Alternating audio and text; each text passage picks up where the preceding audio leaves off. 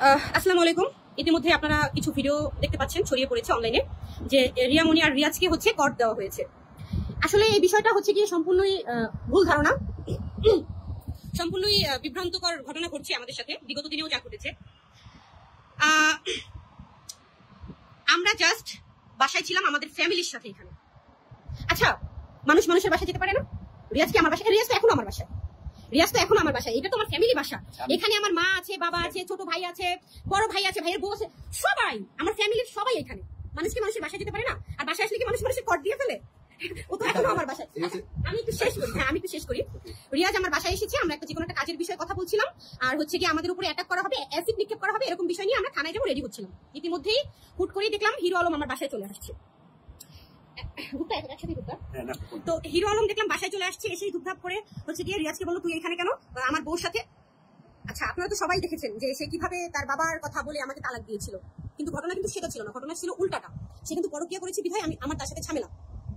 সে পরকীয়া করেছে তার বিধায় কিন্তু তার সাথে ঝামেলা হয়েছে, তার সাথে আমার দ্বন্দ্ব হয়েছে, কিন্তু সে বিষয়টা টেনেছিল যে তার বাবার কারণে আমাকে সে তালাক দিয়েছে। আচ্ছা, তালাক দিয়েছে বুঝলাম, তাহলে সে আমার বাসায় আসলো কেন? সে তো আমাকে তালাক দিয়েছে, সে কেন আমার বাসায় আসবে? দেন সে বাসায় আসছে, মাস্তানটা এখন আমার বাসার নিচে মাস্তান রেডি করে রাখছে। রিয়াজ নিচে নামলে রিয়াজকে মারবে, অনেকগুলো মাস্তান দাঁড়া করে রাখছে। আর আমি হচ্ছে গিয়ে থানায় কল করেছিলাম, থানা থেকে হচ্ছে এসে এদেরকে সবাইকে সরাই দিচ্ছে, নিয়ে গেছে, কিন্তু এখন ফের আবার হচ্ছে মাস্তান দাঁড়ায় আছে আমার বাসার নিচে, রিয়াজকে মারবে বা আমার উপরে এসিড নিক্ষেপ করবে। আপনারা সবাই জেনে রাখেন। আর কথা নামে একটি মেয়েটা হচ্ছে টু মাচ স্টুপিড। সে একটা মেয়ে মানুষ আমাকে এসিড নিক্ষেপ করবে। সে কথা নামে মেয়েটার সাথে নাকি রিয়াজের কি সম্পর্ক, বাট রিয়াজ অস্বীকার করে। মেয়েটা বলছে যে ইতির সাথে যখন তার খারাপ সম্পর্ক তখন নাকি সে এসে রিয়াজের সাথে সম্পর্ক করে ফেলছে। কেন? ইতির সাথে তো তার খারাপ সম্পর্ক, তখন তুমি সেখানে সম্পর্ক করবা? আর রিয়াজের সাথে যে আমার দ্বন্দ্ব বা আমার হচ্ছে গিয়ে কি বলে সম্পর্ক নিয়ে তো সবাই জানে, তাহলে ওই মেয়েটা কোথা থেকে আসলো? আমার ওই মেয়েও আমাকে হচ্ছে এসিড মারবে এরকম কোনো কথা বলছে। নিচে এখনো হচ্ছে গিয়ে মাস্তান দাঁড়া করে রাখছে। আসলে হিরো চাচ্ছে থাকি। আচ্ছা, আমার একটু জানান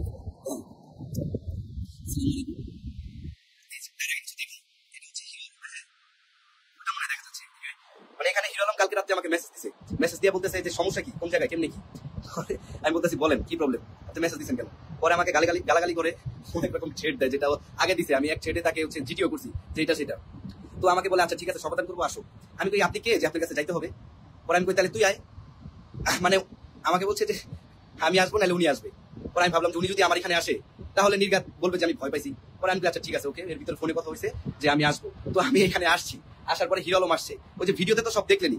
আসার পরে এখন উনি অনেকক্ষণ কথা হয়েছে, কথা বলার পরে উনি সিনকেট তৈরি শুরু করে দিছে যে ওনারা প্ল্যানিং এ ছিল যে আমাকে আর রিয়াকে সে কর দিবে। আরে কি একটা অবস্থা, মানে দেশের মানুষ মূর্খ না, আর অডিয়েন্স কখনোই বোকা হয় না। ঠিক আছে, আপনারা প্রমাণ করেন, যদি আমরা এখানে আইসা যদি কোনো উল্টাপাল্টা হয়ে থাকে আমাদেরকে মেডিকেলে নেন, নিয়ে আজকেরটা আপনারা দেখেন, কোনো সমস্যা নাই। এখানে হচ্ছে রিয়ামনির ভাই আছে, ওর ওয়াইফ আছে, ওর দুইটা ভাই আছে, বোন আছে, মানে ওরা জয়েন্ট ফ্যামিলি। ঠিক আছে, এখানে আমি হচ্ছে আসছি 4টা বাজে। এখন হিরো আলম একটা সাইকো নিচে যায় বিভিন্ন ধরনের চিল্লা ফাল্লা এগুলা করতেছে। আচ্ছা, এই যে কথা নামের মেয়েটাকে নিয়ে যে কথা উঠলো, আরে ভাই এ কে? আমি জাস্ট অবাক। এই আবার একটা চুক্তিপত্র বানাইছে 7,40,000 টাকা। 7 লাখ। আচ্ছা, এই মেয়েটা 7,40,000 টাকা সে পেলো কোথায়? 7,40,000 টাকা নাকি আমাকে দিচ্ছে। আমি একটু বলি, আমার তো শেষ হয় নাই। আচ্ছা, সংবাদ সম্মেলন কিন্তু আমি করবো, এইভাবে কখনো আমি আসতে চাইনি, সবাইকে এটা জানানোর দরকার। সে যদি আমাকে 7,40,000 টাকা দেয়, কোথায় পেলো? আর হচ্ছে সে কি এমপির মেয়ে, মন্ত্রীর মেয়ে? আমি যে ইউটিউবিং করি, আমার 2 মিলিয়ন সাবস্ক্রাইবার, আমার ফেসবুকে এত ফলোয়ার, আমার মাসে মাসে এত ডলার ঢুকে, তার থেকে কি আমার নিতে হবে? মানে জাস্ট মানে সো ফানি। তো এনিওয়ে, এই কথা মেয়েটা জাস্ট সিম্পেথি আজকে পাইতে চাইছে।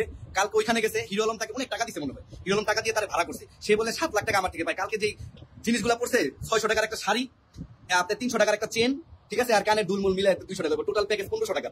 সে 7 লাখ টাকা করবে, মানে সে বলে আমাকে দিবে। আমার খুবই ভালো লাগছে। এখানে খুবই জোস কিছু সাংবাদিক ছিল, তাকে জিজ্ঞেস করছে যে আপনি 7 লাখ আপনার আয় উৎস কি, আর রিয়াজকে আপনি কিভাবে দিলেন, কিভাবে তার সাথে পরিচয়?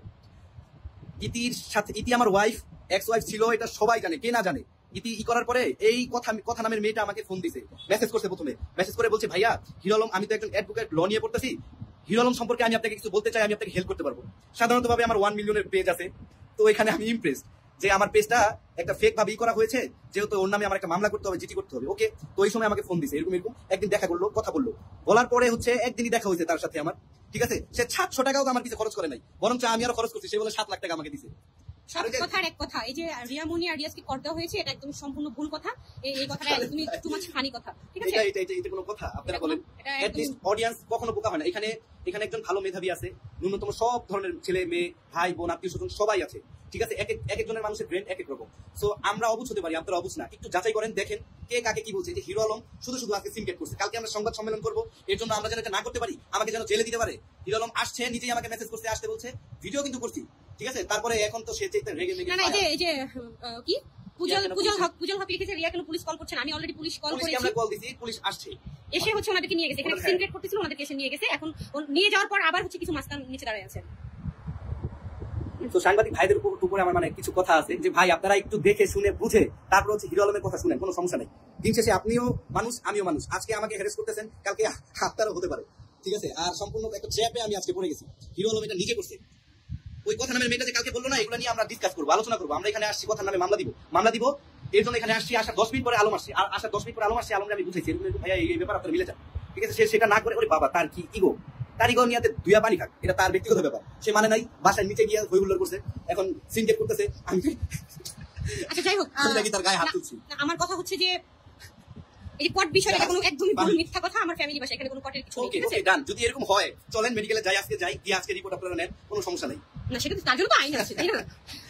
তো জনগণকে শুধু জানাই রাখলাম যে আমাদেরকে ভুল বোঝানো হচ্ছে, কিন্তু কোনো অসামাজিক কোনো কাজ হলে সেটা তো আইন আছে, তাই না? এটা তো আইন আছে। দেখি রিয়াবু, এই যে দেখেন একটা কথা বলি, আমরা কিন্তু খুব সুন্দর কাজ করি, ঠিক আছে? আমাদের ক্যামেরা কন্টেন্ট, আমি প্রত্যেকটা আপনার ভিডিও ফুটিয়ে তোলার জন্য যা যা করণীয় আমি করি, তো প্রত্যেকটা ভিডিও ভাইরাল হয়। আমরা করতেছি কাজ, আপনারা যদি করেন তাহলে কাজে প্রমাণ দেন। জলার দেখে আপনারা কাজ দিয়া জ্বলান, আপনারা এইভাবে পিছিয়ে লাগতেছেন কেন? আমার ইউটিউবে স্ট্রাইক মারছে, রাখতে পারে নাই, আমি আবার তুলে নিছি। ফেসবুকে স্ট্রাইক মারছে, সেটাও রাখতে পারে নাই। তো যাই হোক, এগুলা ক্ষতি করতেছে, বুঝতে পারছেন? সে আমার ফেসবুক পেজটা যেটা 1 মিলিয়ন ফলোয়ারের, এই পেজটাও সে উড়িয়ে ফেলছে, ঠিক আছে? এখন দেখেন ভাই, আমি অন্য কাজ করি না, আমি অনলাইনে কাজ করি। আমার সমস্ত ইনকাম হচ্ছে অনলাইন দিয়ে, ওকে? তাহলে এখানে আমার ক্যামেরাম্যান আছে, আমার আমার সাথে আমার আন্ডারে থাকে হচ্ছে 7 থেকে 8 জন পোলাপেনের বেতন দিয়ে আমি রাখি, আমি কাজ করাই তাদের। মাস শেষে যায় তাদেরকে স্যালারি দিতে হয়। এখন আমি যদি ইনকাম না করি, আমি এটা কোথেকে দিব? সে আমার কত বড় সর্বনাশ করছে, আপনারা একটু বুঝতে পারছেন? তারপর আমি কিন্তু তার পিছিয়ে একটা পোস্ট, একটা কমেন্ট, কোনো কিছু লিখি নাই। এখন ইতিনি একটা বিষয়, তারে তো আমি বলছি তার বিষয় সম্পূর্ণ ক্লোজ, তারপরও সে কেন উঠে পড়ে লাগছে আলমের সাথে? সে যা মন চায় করুক, শুয়ে থাকুক না, বাসায় যাক, বাইরে যাক, অলরেডি অনেক রিপোর্ট আসে, ডোন্ট কেয়ার। ইতির কোনো কিছু আমার চোখের সামনে আসে না, সম্পূর্ণ সবকিছু আমি ব্লক মারা, কোনো কিছু আসে না। তারপরে বিভিন্ন ছেলে পেলে আছে যারা আমাকে মেসেঞ্জার দেয়। হ্যাঁ, আচ্ছা যাই হোক, এখন একটা কথা বলি, কটের বিষয়টা সম্পূর্ণই ভুল। ফ্যামিলি বাসার মধ্যে কখনো কট হয় না। এখন রিয়াজ আমার, আমি লাইভে দেখা দিচ্ছি, রিয়াজ আমার বাসায়, এখানে আমার ফ্যামিলি আছে, কটের কোনো বিষয় নেই, ঠিক আছে?